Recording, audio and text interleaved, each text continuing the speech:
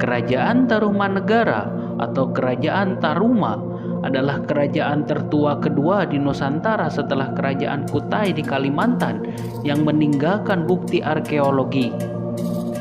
Kerajaan ini pernah berkuasa di wilayah barat Pulau Jawa pada sekitaran abad ke-5 Masehi sampai dengan sekitaran abad ke-7 Masehi. Bukti tertua peninggalan arkeologi dari kerajaan ini adalah Prasasti Ciaruten yang merupakan batu peringatan dari sekitaran abad ke-5 Masehi yang ditandai dengan bentuk tapak kaki Raja Purnawarman. Bagaimana sejarah Kerajaan Tarumanegara dari mulai pendirian, kejayaan, dan keruntuhan? Mari kita bahas bersama Sejajar Arah.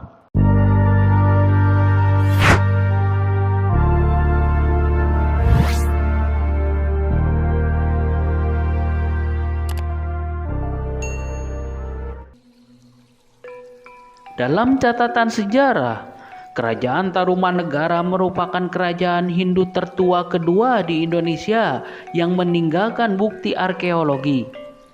Kerajaan ini didirikan oleh Raja Diraja Guru Jaya Singawarman pada sekitar tahun 358 Masehi sampai dengan tahun 382 Masehi di tepi Sungai Citarum.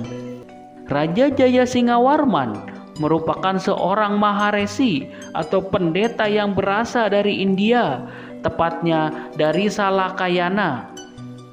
Raja Jaya Singawarman mengungsi ke Nusantara karena daerahnya diserang dan ditaklukkan Kerajaan Magadha. Saat tiba di Jawa Barat, Raja Jaya Singawarman meminta izin kepada Raja Dewawarman VIII yang pada saat itu merupakan raja dari Kerajaan Salakanegara untuk membuka pemukiman baru. Setelah mendapatkan persetujuan untuk membuka pemukiman baru, Raja Jaya Singawarman pun membangun Kerajaan Tarumanegara. Nama Tarumanegara berasal dari dua kata, yaitu Taruma dan Nagara. Taruma atau Nila diambil dari nama Sungai Citarum yang membelah Jawa Barat yang disesuaikan dengan letak Kerajaan Tarumanegara yang berada di tepi Sungai Citarum. Sedangkan Nagara memiliki arti kerajaan atau negara.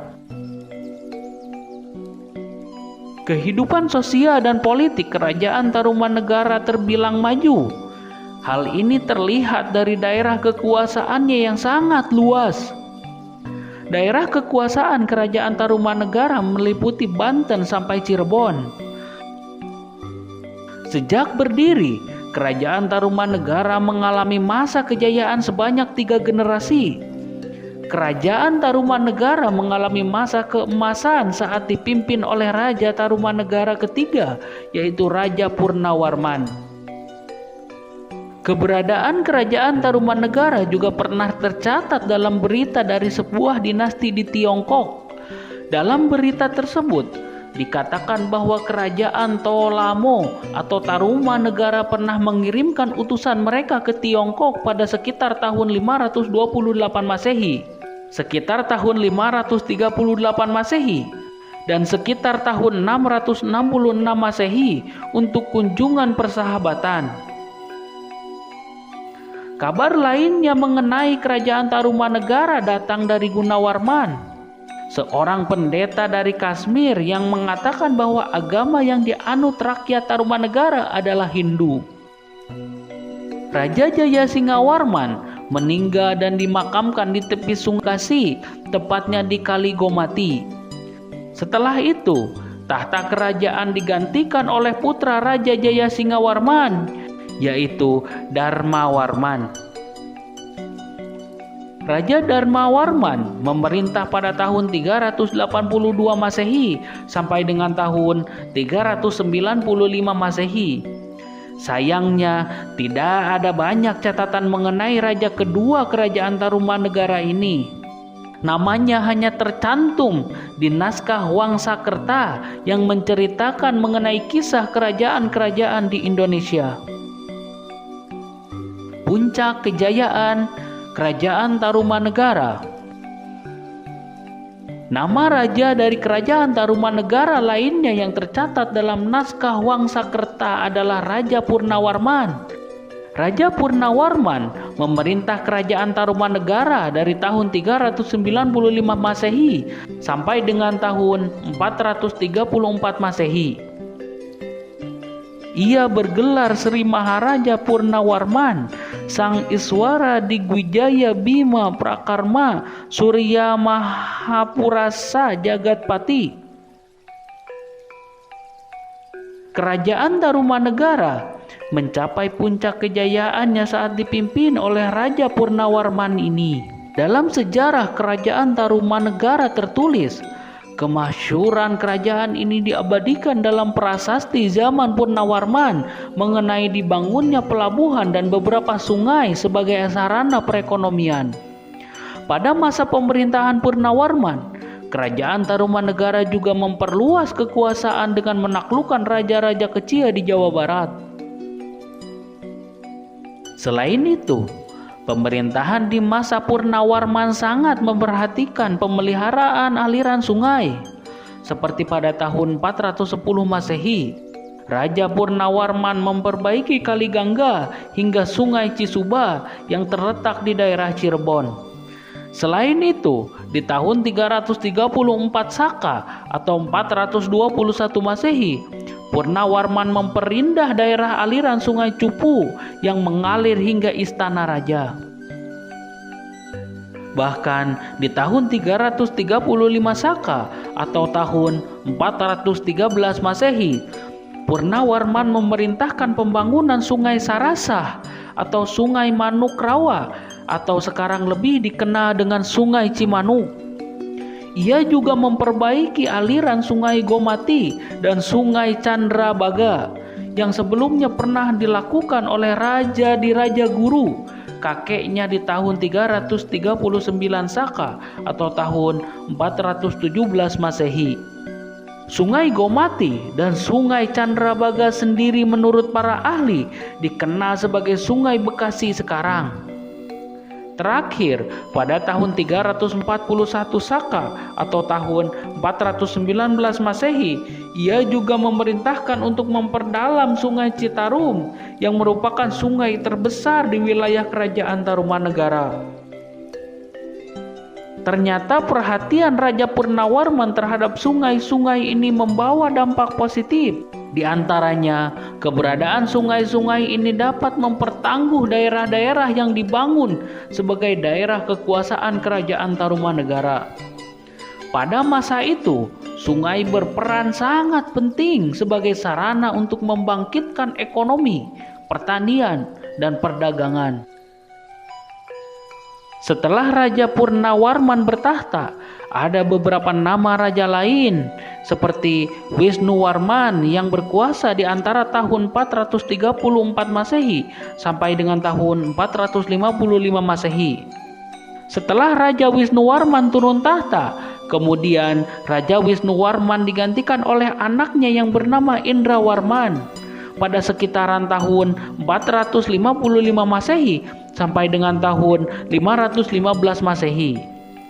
Setelah Raja Indrawarman turun tahta, tahta kerajaan diteruskan oleh Raja Candrawarman yang berkuasa antara tahun 515 Masehi sampai dengan tahun 535 Masehi.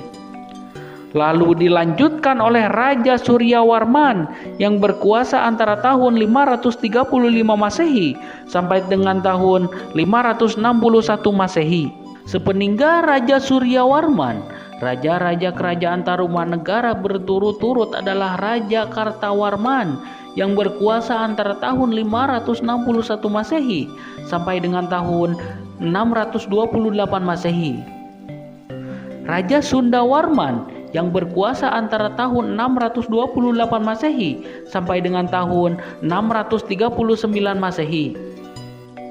Raja Hariwasawarman yang berkuasa antara tahun 639 Masehi sampai dengan tahun 640 Masehi. Raja Nagajayawarman yang berkuasa antara tahun 640 Masehi sampai dengan tahun 666 Masehi. Hingga raja terakhir adalah Raja Linggawarman yang berkuasa antara tahun 666 Masehi sampai dengan tahun 669 Masehi. Saat itu, Raja Linggawarman tidak memiliki putra. Ia hanya memiliki 2 orang putri. Putri sulung Raja Linggawarman bernama Putri Manasih. Putri Manasih menikah dengan Tarusbawa yang kelak menggantikan Linggawarman menjadi raja. Sedangkan putri bungsu Raja Linggawarman bernama Putri Sobakancana menikah dengan Dapunta Hyang Srijayanasa yang kelak menjadi pendiri salah satu kerajaan terbesar di Indonesia, yaitu Kerajaan Sriwijaya. Prasasti mengenai sejarah Kerajaan Tarumanegara. Keberadaan Kerajaan Tarumanegara dapat dilihat dari 7 buah prasasti yang berkisah tentang Kerajaan Tarumanegara. Sebagian besar prasasti-prasasti ini ditemukan di daerah Bogor, dan penamaan 7 prasasti tersebut didasarkan pada lokasi penemuan masing-masing prasasti. Prasasti Ciaruten. Pada prasasti Ciaruten ini terdapat gambar telapak kaki, lukisan laba-laba, dan huruf Ika melingkar. Tulisan pada prasasti ini jika diterjemahkan memiliki arti. Inilah tanda sepasang kaki yang seperti kaki Dewa Wisnu atau pemelihara. Ialah telapak yang mulia Sang Purnawarman, raja di negeri Taruma, raja yang gagah berani di dunia. Bekas telapak kaki pada prasasti Ciaruten melambangkan kekuasaan raja atas daerah tempat ditemukannya prasasti. Disebutkan bahwa kedudukan Raja Purnawarman diibaratkan Dewa Wisnu, dewa dalam kepercayaan Hindu yang bertugas memelihara alam semesta. Artinya, Raja Purnawarman dianggap sebagai penguasa sekaligus pelindung rakyat. Penggunaan catatan telapak kaki di masa itu mungkin dimaksudkan sebagai tanda keaslian, mirip seperti tanda tangan pada zaman sekarang. Prasasti Kebon Kopi. Kemudian, tidak jauh dari prasasti Ciaruten, ada juga prasasti Kebon Kopi yang ditemukan di perkebunan kopi Kampung Muara Hilir, Bogor. Isi prasasti Kebon Kopi ini adalah tulisan huruf Palawa yang menggunakan bahasa Sanskerta. Kalimat yang tercetak pada prasasti Kebon Kopi jika diterjemahkan memiliki arti. Di tempat ini, di sini kelihatannya terdapat gambar sepasang telapak kaki yang mirip dengan Airawata, gajah yang sangat kuat, penguasa di Taruma atau lebih dikenal Tarumanegara, dan kejayaan kerajaan. Airawata sendiri adalah gajah kendaraan Dewa Indra, Dewa Cuaca, dan Raja Kayangan. Prasasti Jambu. Prasasti ketiga adalah prasasti Jambu yang ditemukan di perkebunan jambu Bukit Pasir, Koleangkak, Bogor. Isi prasasti Jambu jika diterjemahkan memiliki arti. Tapak kaki ini adalah tapak kaki Sri Purnawarman, Raja Tarumanegara. Baginda termasyhur, gagah berani, jujur, dan setia menjalankan tugasnya. Prasasti Cidanghyang. Prasasti Cidanghyang atau prasasti Lebak merupakan prasasti yang ditemukan di tepi sungai Cidanghyang di Desa Lebak, Kecamatan Munjul, Kabupaten Pandeglang, Banten pada tahun 1947. Prasasti ini berisi 2 baris kalimat yang berbentuk puisi yang ditulis dengan huruf Palawa. Isi prasasti ini mengagung-agungkan keberanian Raja Purnawarman. Prasasti Pasir Awi. Prasasti Pasir Awi ditemukan di Pasir Awi, Bogor. Namun, sayangnya prasasti ini belum bisa dibaca oleh para ahli. Jadi, kita belum bisa tahu apa isi prasasti Awi ini. Prasasti Muara Cianten. Selain prasasti Pasir Awi, ada juga prasasti Muara Cianten yang belum bisa dibaca oleh para ahli. Prasasti Muara Cianten ini ditemukan di tepi Sungai Cisadane. Prasasti Tugu. Prasasti Tugu merupakan prasasti terpenting dan terpanjang dari Raja Purnawarman yang waktu itu sudah bertahta selama 22 tahun. Dalam prasasti ini disebutkan mengenai pembangunan saluran air yang panjangnya 6.112 tombak atau 6.112 tombak itu setara dengan 11 km. Aliran air itu diberi nama Gomati yang dibangun dalam waktu 21 hari. Dari ketujuh prasasti tersebut, kita bisa menyimpulkan bahwa pada saat itu di Jawa Barat sudah ada kerajaan yang besar dan makmur, yaitu Kerajaan Tarumanegara. Namun, sayangnya kejayaan Kerajaan Tarumanegara mulai mengalami kemunduran ketika dipimpin oleh Raja Sundawarman. Salah satu contoh kemunduran yang terjadi saat itu adalah pemberian wewenang pemerintah sendiri atau otonomi kepada raja-raja bawahan yang diberikan oleh raja-raja sebelumnya. Karena tidak disertai hubungan dan pengawasan yang baik, para raja bawahan merasa tidak terlindungi dan tidak diawasi oleh Raja Tarumanegara.